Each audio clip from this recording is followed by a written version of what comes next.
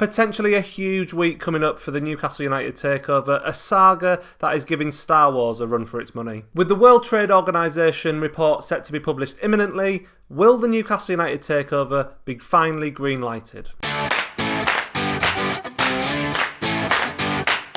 So we're led to believe that the World Trade Organisation's report is due this week, possibly on Tuesday the 16th, though no public date has actually been given.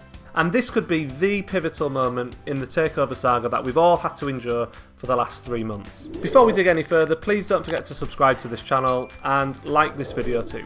Okay, we've all heard of the World Trade Organisation, or WTO for short, but what exactly is the WTO? Well, they're the only global international organisation dealing with rules of trade between nations.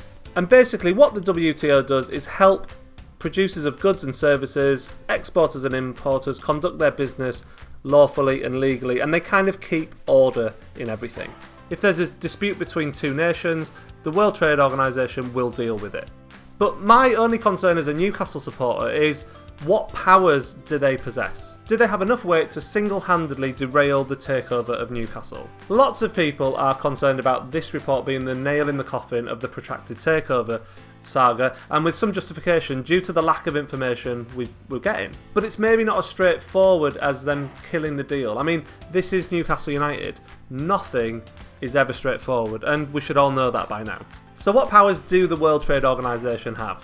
Simply put, if a country is found to be in the wrong over an issue that the WTO are dealing with, then that country must move quickly to put it right. It's important to highlight here that countries are given a chance to make amends. To me, that seems hugely important. In the case of the takeover, for example, if Saudi Arabia are found to be in the wrong, it would most likely have to offer some sort of compensation to Qatar, financially.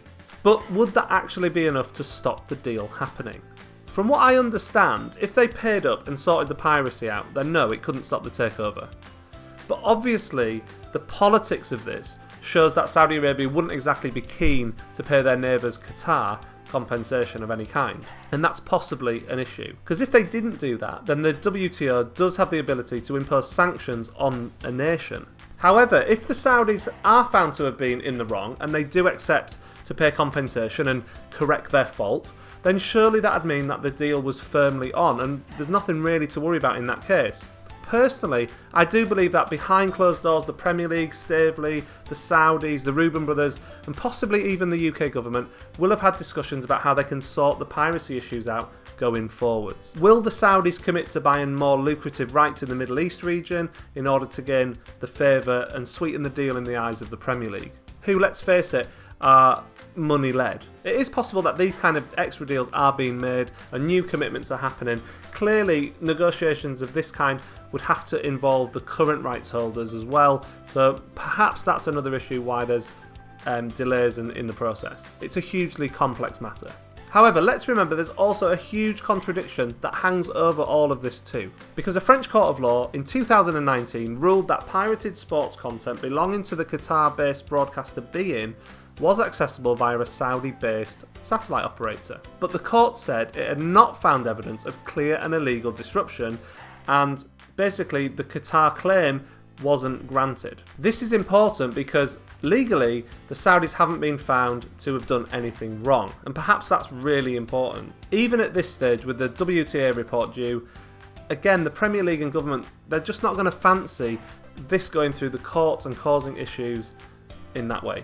The World Trade Organisation's Director General was actually on TV this morning with Andrew Marr. Not surprisingly, he didn't give much away about when the report will be published. He said, "I can't tell you exactly when, but it's going to come. The dispute is still ongoing, it's still under confidential procedures, and therefore I cannot comment at all on the subject." On a related note that is possibly significant, Dominic Raab, the Foreign Secretary, tweeted this morning to thank the Saudis for the amount of PPE equipment being sent over from Saudi Arabia to the UK. Ultimately, at the heart of all this is money, and to have a key government minister publicly thanking the Saudis goes to show that the political relations between the two nations is strong. You have to believe that if the Premier League do knock this all back, then there's going to be a huge fallout on a global political scale. And with everything that's going on in the world right now, I'm not sure that our Conservative government nor the money-led Premier League will want that kind of problem to deal with. In my view, it's very much in the decision maker's interest to force this through. Remember, this isn't knocking back a wealthy individual, this is the Kingdom of Saudi Arabia, an ally of the UK, and the bottom line is, money talks. Or at least it usually does. Perhaps this week will, at the very least, provide us with a clearer picture of where it's all heading, even if we don't get confirmation of the takeover happening or being rejected.